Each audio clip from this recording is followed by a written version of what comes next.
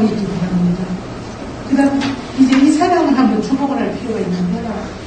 누군가 하면은 알렉산드리아 출신의 유대인 철학자예요. 그런데 이 사람의 지금 책이 저서가 지금 다 그대로 내려오고 있어요. 저도 이 사람 때문에 골탕을 많이 먹었는데 하버드에서 마지막 박사과정이 제일 어려운 코스가 이 사람 책을 번역하는 거예요. 딱 내주고 번역해서 통과해야만 박사 논문을 쓰게 하는데 이게 쉬운가? 쉽지가 않아요. 왜 쉽지 않은가? 철저한 유대인이고 철저한 구약학자예요. 그런데 그 구약을 뭘로 접목시켰는가? 헬라 철학하고를 접목을 시켜서 구약을 유대주의, 구약이 최고다 설명을 하는데 헬라의 그 철학의 모든 용어들과 그 어떤 방법, 특히 이제 그 비유법 같은 거를 다 차용을 해서 알레고리 같은 거를. 그래서 읽으면은 아주 너무너무 그러니까 복합 언어가 그냥 단어들을 한 3여 개, 4개씩 붙여갖고 한 단어씩 복합어를 만들어서 쓰는 사람이라서 참 기라고 읽기 힘들었는데 그렇지만 이 사람이 우리에게 전해주는 책들이 역사적으로 도움되는 게 많아요. 예를 들어서 에센파, 쿰란 그런 자료들이 이 사람의 책에 2000년 전에 쓴 책에 다 자료가 나와 있어요. 그리고 헬라 정신 유대 접목시켰고 플라톤과 스토아주의 수용했는데 최고의 진리는 모세오경이다.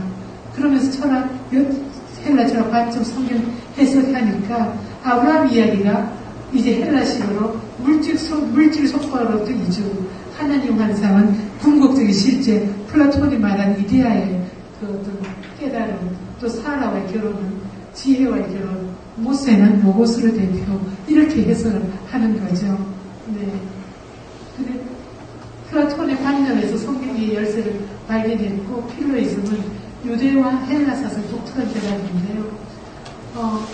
필로의 성경 이해 방법, 구약 해석이 요한복음이나 히브리스를 이해하는데 하나의 어떤 간접적인 도움을 제공한다. 그런데 직접적인 영향 이야기는 하기가 힘들어요. 왜냐하면 필로는 알렉산드리아에서 유대 커뮤니티 속에 있었고 요한이나 바울, 히브리스를 쓴 저자들은 또 시대적으로나 다르기 때문에요. 그리고 특히 이제 저는 여기서 제일 크게 필로와 바울을 구별하는데 바울은 뛰어난 문체가고 그 보캐블러리, 바울의 그 어휘력은 뛰어나요. 그렇지만 필로가 빠진 그 복합어 막 그냥 만년체로 쓰는 거기에 바울은 빠지지 않고 바울은 문장이 참 간결해요.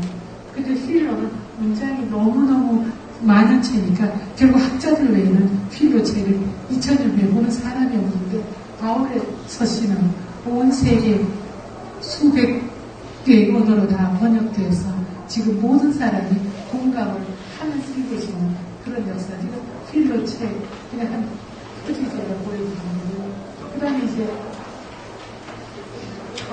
헬레니즘에 대한 간단한 이제 의미인데요. 구전 4세기 중반 우리 이제 알고 있잖아요. 동방서방 문화 누가 이걸 합쳤죠? 알렉산드의 그 업적이죠. 그 다음에 또 제일 중요한 건 이거예요. 세계가 과학적인 헬라어로 단일 문화권이 되었다. 그래서 가장 보편적인 국제 통용어인 코인의 히라고도 아까 말한 파일러의 그 클래시컬 그릭이 아니고 코인의 그릭, 커먼 그릭, 일반 사람들이 시장과 그 상행위할 때 쓰는 그런 언어로 신약 성경이 쓰였다는 것. 이게 제일 헬레니즘의 하나님께서 쓰신 하나의 도구로 쓰신 거죠. 그래서 알렉산더의 세계 정복과 그 결과로 헬레니즘은 그리스도가 오심을 위한 하나님의 놀라운 준비셨고요. 헬레니즘의 관용주의 또 헬라의 보편적인 통용은 그리스도의 복음 선포를 아주 지극히 용이하게 했어요. 그랬기 때문에 왜 좋으냐? 그랬기 때문에 좋은 거 아니니? 안 좋아서 미안해. 그랬기 때문에 어떻게 됐죠?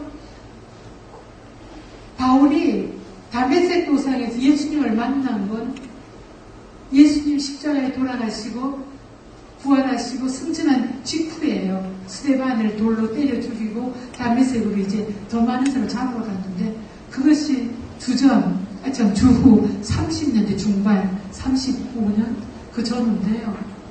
20년 후에 바울이 로마서를 쓰고 있어요. 20년 후에 주전 55년, 56년 그때 바울이 고린도에서 로마에다가 내가 너희들에게 가고 싶었어. 로마서 처음에 그게 나오잖아요. 그런데 지금까지 길이 막혔는데 하나님께서 보내주심을 받아서 이제 너희들 로마에 가고 싶어. 로마서 서문이에요. 그러면서 이제 로마에 자기가 가고 싶다고. 그런데 놀라운 사실은 제가 지금 로마서 전체를 이야기하려는 게 아니라 15장에 가면 이런 말이 나와요. 내가 이제 지중해 지역 전체를 다 복음을 전했기 때문에 이제 복음을 전할 데가 없어.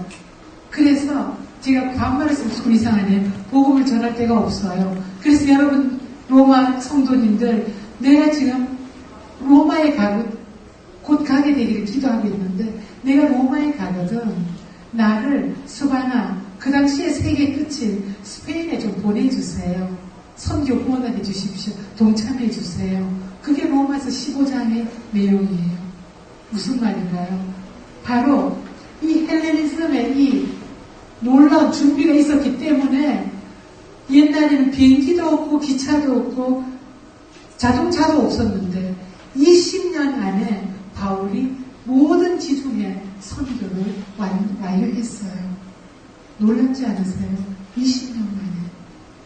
그것도 이제 놀라운 바울의 선교 그 전략이 있었죠.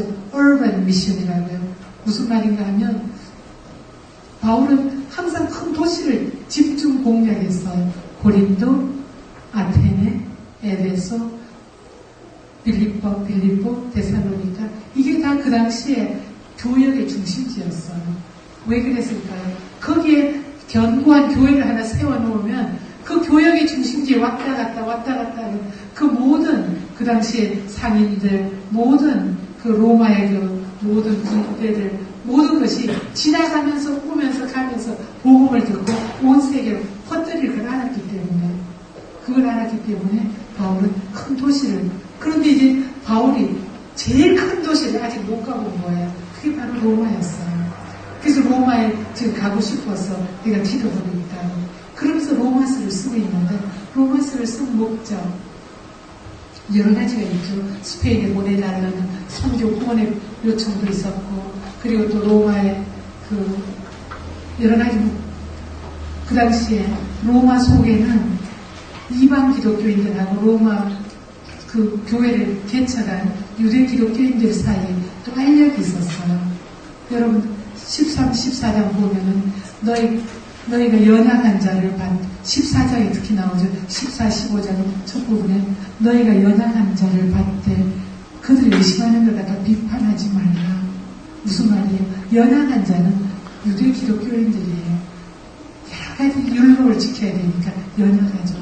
또 너희 강한 자들이 마땅히 연약한 자의 짐을 져라. 그 강한 자들은 이방 기독교인들이에요. 율법 없이 막 마음대로 자유롭게 다니니까 강하잖아요. 그래서 그 강한 이방인들과 이방 기독교인들과 연약한 유대 기독교인들 간에 서로의 화해를 갖고 위해서 또 그 편지 로마서를 쓰고 있는데, 제일 중요한 것은 그럼 어떤 방법으로 그들이 화해할 수 있게 바울이 로마서를 쓰는가? 로마서 1장에서 8장 제일 핵심되는 장에 보면 바울은 복음을 가장 포괄적으로 그 로마서에 담아 전하고 있어요. 바울이 많은 편지, 고린도 전후서, 데살로니가 전후서, 갈라디아 다 썼지만 로마서에 가장 포괄적으로, 가장 확실하게, 가장 확전하게 복음을 요약하고 정리하고 있어요. 왜? 세계 로마 제국의 중심인 바로 로마 교회가 복음의 진리를 정확하게 균형 있게 바로 알므로써 어떻게 하라고? 그 바른 복음이 온 세계에 전파되도록 하기 위해서 로마서를 아주 정성 들여서 복음의 핵심적인 정리를 하고 있어요. 그런데 그것이 가능했던 것은 바로 헬라어라는 보편적인 언어가 로마 제국을 활용되고 있었고, 헬레니즘이라는 하나의 그 사상이, 하나의 어떤 세계관이 온 로마 제국을 다스리고 있었기 때문에, 지배하고 있었기 때문에 그게 가능했던 거예요. 네. 네. 아까 이런 말씀드렸죠. 세네카 주석 집필 직후에 칼빈은 핵심을 하고, 인간을 구원할 수 있는 분은, 어떤 스토이시즘이나 그런 어떤 인본주의 사상이 아니라는 것. 오직 그리스도 한 분뿐임을 깨닫고 인문주의의 모든 이론을 버리고 복음신앙에 헌신하는 역사가 바로 칼빈에게 일어났어요. 여러분에게도 바로 그 역사가 일어나길 바라는데요. 여기서 한 가지만 제가 덧붙인다면, 여러분 대학의 유래, 여러분 지금 대학을 다니니까 대학이라는 게 2000년 내내 있었나 보다. 근데 좀 그렇지 않은 것 같아. 2000년 전에 대학이라는 건 성경의 대학교 다니든 바울이 그런 말 없잖아요. 2000년 전에 없었어요. 그럼 1200년 전에 역사를 조금씩 공부해 보면은 그때는 케임브리지, 소르본 조금 중세였던 조금 이름이 수도원 대학교 교육 약간 비치는 것 같아요. 네. 대학이 중세 때 수도원을 중심으로 교육이 일어나기 시작했는데, 그때는 누구만 다닐 수 있었을까요? 수도사들, 또 성직자들, 훈련을 위한 교육, 그 다음에 귀족 중에서 아주 왕족들만. 그러니까 한마디로 말해서 지금 여기 앉아있는 분들, 제가 가만히 보니까 왕족 별로 안 보이고 저기 수도사들 별로 안 보이는데, 여러분하고 저는 그런 카테고리에서 제외됐어요. 그럼 뭔가 한마디로 레이피플, 그래서 아무 교육을 안 했어요. 그러니까 레이피플들은 라틴어 모르죠. 교회가 있으면 앞에서 라틴어로 라우다 무스테 뭐라 라우드 하면은 이게 무슨 말인가 그냥 보고 있는 거예요. 그러면 이제 친구들이 무식한 사람들에게는 그림으로 교육을 해라. 그래가지고 이제 스탠디블렛을 그려놓고 저거 보고 보라고. 그러고 나서는 철저하게 사실은 우민 정책을 썼어요. 중세교회는. 그래서 성경 번역, 자국어 번역을 못하게 만들었어요. 그러다 보니까 중세가 흑암기, 암흑기라고 그러잖아요. 왜 다크 에이지라고 그러냐면 평신도들이 철저하게 무식하게 세뇌가 돼가지고 다 병신이 돼 있는 거예요. 인텔렉츄얼이 완전히 블라인드가 돼 있었어요. 그런데 그것이 틀렸다고 외친 사람들이 바로 종교개혁자들이에요. 그게 바로 후스와 위클리프와 틴데일과 그리고 마틴 루터와 칼빈이 아니라고. 성경은 아까 뭐라 그랬어요? 히라보, 성경이 클래시컬 필러의 그 히라보예요. 일상적인 커먼 그릭이에요. 이제 여러분 그럼 답이 나와야죠. 네? 커먼 그릭, 시장 바닥의 언어였잖아요. 그럼 성경이 라틴어 이렇게 해야 될까요? 아니면 누구든지 이해할 수 있는 자국어로 번역이 돼야 될까요? 성경의 필수는 자국어 번역이에요. 그래서 마틴 루터가 성경 번역하고 칼빈은 자기 사촌형 로베르 피에르가 성경을 번역하는 걸 읽고서 이렇게 배신을 한 거예요. 그리고 윌리엄 틴데일은 불어로 번역했고요. 윌리엄 틴데일은 영어로 성경을 번역했어요. 성경을 번역하자마자 불일 듯이 읽는 사람마다 예수님을 주님으로 고백하고, 제후도 평민들도 농부도 대표적으로 여러분 성경을 읽고서 놀라운 하나님의 종이 된 사람이 1600년에 존 버년이에요. 존 버년은 어떤 사람이었나요? 테너 그러면 땜쟁인데, 여러분은 땜쟁이라는 아이디어가 없어요. 근데 저는 그 아이디어를 갖고 있는데, 우리 어릴 때만 해도 6.25 직후라서 땜쟁이들이 냄비, 솥, 땜합니다. 그래서 문 앞에서 땡땡땡 그러면은 어머님이 냄비 뚫어진 거 갖고 나가면 거기다 납을 이렇게 해가지고서 땜을 했었어. 그렇게 우리가 썼어요. 냄비, 후라이팬 다 그렇게. 그런데 땜쟁이가 부자일까요? 지식인일까요? 아주 가난하고 무식할까요? 가난하고 무식한, 곧 아연 조금 이렇게 납 조금 뜨거운 불에 녹여가 붙이면 그 재주밖에 없는 사람이 테너였어요. 근데 그게 바로 존 버년의 가족 업이었어요. 가업이었어요. 그런데 사업을 갖고 있는 집에 교육을 시킬 리가 없으니까 국민학교 들어갔다 그냥 문 앞에만 한번 갔다 와보고, 그리고 늘 한마디로 말해서 장돌뱅이였어요. 시장에 가서 빙빙 돌아다니다가 공부할 게 없으니까 기웃기웃거리다가 주일날은 교회 가는 것도 모르고 막 돌아다니면서 토끼 잡으러 다니고 이런 청년이었는데, 한마디로 말해서 그 작은 마을에 깡패였어요. 그런데 그 깡패가 결혼을 했어요. 결혼을 하는데 그 부인이 시집 올 때 갖고 온 혼수가 전부 뭔가면은 접시 2개, 2살에 먹어야 되니까 숟갈 2개, 포크 2개, 뭐 그게 혼수에 다였어. 또 아주 찢어지게 가난한 부인이 이제 결혼을 한 건데 딱 하나 책을 한번 갖고 왔어요. Way to Heaven, 천국 가는 길. 그 당시에 이제 막 종교개혁 일어나면서 그 보험주의 그 어떤 분이 쓴 책을 갖고 왔는데, 존 버년이 부인 신부를 기쁘게 하려면 어떻게 할까 이렇게 보니까 자기가 교회를 나가야 되겠거든요. 저 신부가 교회를 나가거든요. 그래서 따라 나갔는데 그 교회 가서 귀에 들어오는 건 없었지만 그 존 버년에게 하나님께서 이제 문을 두드리기 시작하신 거예요. 교회 갔다 오면 사람들이 깡패가 부인 때문에 회심했다, 마음은 새까만데 지나오면서 보니까 어떤 늙은 부인들이 햇볕 가운데 뜨개질하고 있는데, 저 사람들은 저렇게 빛 가운데 있는데 나는 왜 이렇게 꽁달해서 어두움까지 떨고 있을까, 영적으로. 그래서 목사님한테 찾아가서 도움을 구했어요. 성경책을 한 권 주셨어요. 겨우 떠듬 ABC를 겨우 아는 그 번역이 성경을 읽으면서 완전히 눈물로 대굴대굴 굴면서 베게 됐어요. 이제까지 자기가 살았던 게 죄라는 거. 그리고 나서 목사님한테 갔는데, 이제 영접하십시오. 됐습니다. 구원받아서 그러시지 않고 또 가서 읽으세요. 목사님 정말 죽을 것 같아. 또 읽으세요. 그때 복음서, 갈라디아서, 로마서 읽으면서 오직 우리가 구원받는 것은 믿음이라는 거. 그걸 읽는데 성령의 은혜가 샘솟듯 폭포수같이 임하면서 눈물로 하나님 앞에 받은 은혜를 간증하라고 목사님한테 뛰어가니까 목사님 따라오라고 사각개장 놓고 시장 한복판에 서셔가지고 목사님, 여러분 깡패, 장돌뱅이, 창녀 뭐 그런 사람들 앞에서 예수님이 여러분을 위해 돌아가셨습니다. 여러분 믿고 구원받으세요. 근데 정말 눈이 말똥말똥하게 어둡고 있어요. 그런데 번연이 올라가서 다 알죠. 깡패 알죠. 자기들 원오브댐이잖아요. 예수님이 나를 위해 죽으신 걸 내가 이제 깨달았어요. 나도 이제 세상의 명을 살 거예요.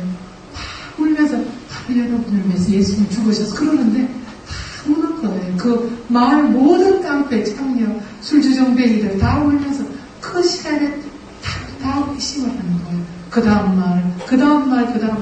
그래서 일어난 것이 청교도 혁명이에요. 가장 중요한 혁명의 세계 핵심 멤버예요. 그래서 번연을 통해서 영국이 뜨겁게 부흥하니까 목회자들, 라이선스 받은 목회자들이 너는 면허증 없지 않나 잡아가줘서 12년을 감옥에 넣었었어요. 근데 그 번연이 쓴 중요한 책이 있는데 Amazing Grace upon the Chief of Great Sinners, 죄인의 괴수에게 임하신 하나님의 놀라운 은혜 자서전이에요. 아주 얇은데 거기 이렇게 썼어요. 내가 감옥에 잡혀서 휘영청 밖에 달을 바라보면서 하나님, 저는 지금 첫 부인이 아기를 낳고 죽었어요. 근데 그 아까 말한 그 경건한 부인이 세상을 떠나며 죽으면서 딸을 두고 갔는데 장님이었어요. 저에게는 지금 장님된 딸 하나 하고, 그리고 이제 목회한다고 막 돌아다니니까 아주 신실한 처녀가 이제 결혼을 했어요. 그 목사님, 존 번연하고 딸하고 돌봐준다고. 저는 지금 막 갓 결혼한 신부가 지금 만삭입니다. 하나님, 저 아내와 장님 딸은 누가 돌보나요? 울듯이 이제 하나님 앞에 기도하는데 그때 하나님 음성이 들렸어요. 너 뭐하고 있니? 네가 그 사람들을 창조했느냐? 그들은 내가 돌본다. 걱정하지 마라. 너는 나로 인해서 기뻐하라. 그 말씀 한마디를 듣고서 그 감옥에서 하나님 답을 받은 거예요. 자기가 왜 자기 딸을 걱정하면 그 아내를 왜 걱정하냐고 매래 놓으라는 거예요. 그때부터 자기 손에 있는 유일한 성경책, 그 성경책을 읽고 또 읽고 읽고 또 읽고 거기서 나온 것이 바로 필그림스 프로그레스 철로역정이고요. 그 철로역정이 저는 영문학을 6년 동안 먼저 전공을 했는데 영문학을 저는 하고 또 참 책을 많이 읽어서 책을 좋아해서 책을 거의 다 읽었는데 철로역정과 같은 글은 처음 공부해요.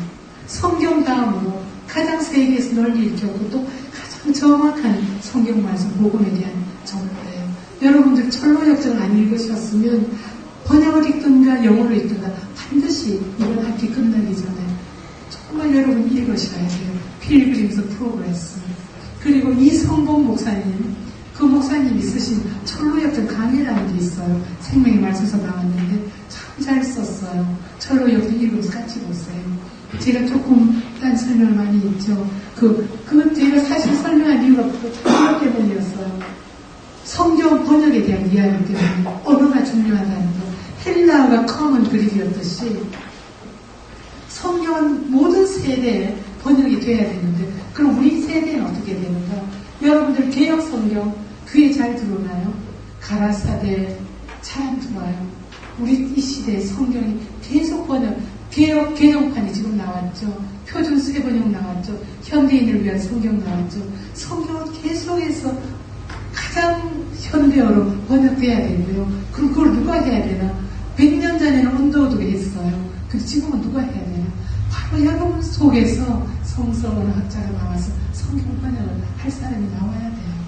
저도 여러분처럼 이화여대 영문과 이러고 앉아 있었는데 히라보를 누가 가르쳐 준다고 교수님들이 그래요. 그래서 가서 알파, 베타, 감마, 델타 대학교 2학년 3학년 초인가요? 배우기 시작했는데 왜 배우게 됐는데 그때 한 말씀드렸죠.